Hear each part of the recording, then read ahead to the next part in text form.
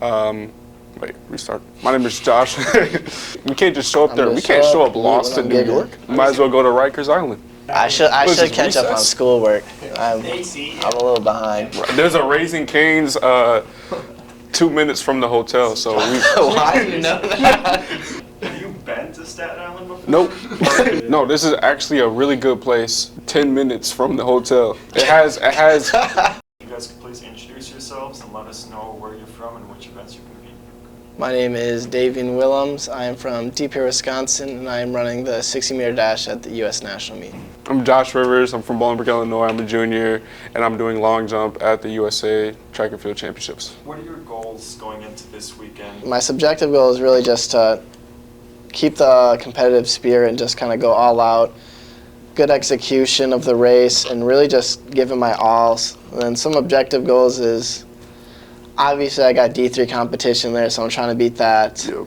Another one would be to make finals and then PRing. I think a few of my goals are, I just mainly want to execute. I think I've been kind of struggling with that as of recently, so I think if I execute and just remain focused and dialed in on my jumps, I think that will help me a lot, and hopefully I get the measurement I want to see. Entire goal is to have okay, I want to hit 820, 830, 840, but that's never going to get done if I don't execute. So that's my main worry right now, is just to execute the goal. So David, this is your record run this last week. Okay.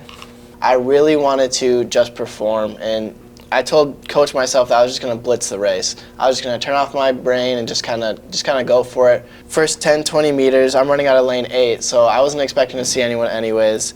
I think I had some decent guys in my heat, but nothing too crazy. First 10, 20 meters, I ended up losing everybody. And I told myself that I was going to finish through the prelim this time, so I just kept running. And this was the first time I've opened up and had this mentality in probably the past couple of years. Even at the end, I ran through the finish line because I didn't even know where it was. This track was a little weird, so I didn't know where it was. I had a couple of teammates leading at the wrong line too, so don't even know where the finish line is. I'm just going to keep running until eventually hit the wall, looked up, and I saw 6:68 on the clock. Josh, we have a jump from lacrosse recently. Oh, I don't even know what this jump looks like. This is my first time seeing this. I ain't never seen this jump. Hold on, I got to actually look at the film. What I had thinking on my first attempt was I was really just thinking about my hamstring this entire runway. It felt good, so I was like, all right, just keep the momentum going. And the jump felt good. It wasn't my best jump, but I would accept a 770 any day of the week. I mean, it wasn't a bad attempt. It definitely looks better than it felt. How impactful is it for UW-Oshkosh to have 2 participants at the USATF Indoor Championship this weekend?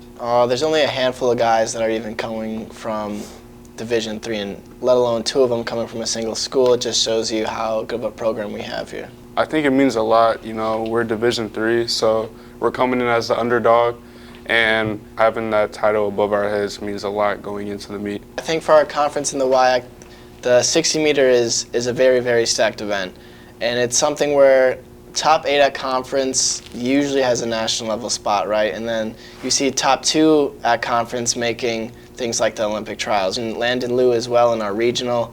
I think the whole Midwest area is very, very stacked in 60 meters, and seeing all of them at a bigger meet kind of makes it feel like a little more of a familiar place and feel like we more belong there. And I think it's going to be a really cool experience having everyone there. At the end of the day, I feel like competition is always fun to have. Having that somebody right there with me it makes the sport more interesting, not only for me, but for people to watch. In that last year's outdoor meet, where on my 3rd jump in the series, I was sitting kind of comfortable, and then my teammate London Little, he came out of nowhere, and then he jumped a massive PR, which was like 770.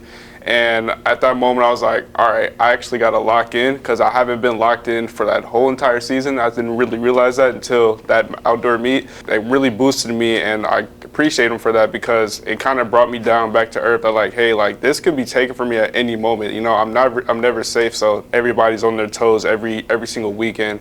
And yeah, I think it's just cool to see.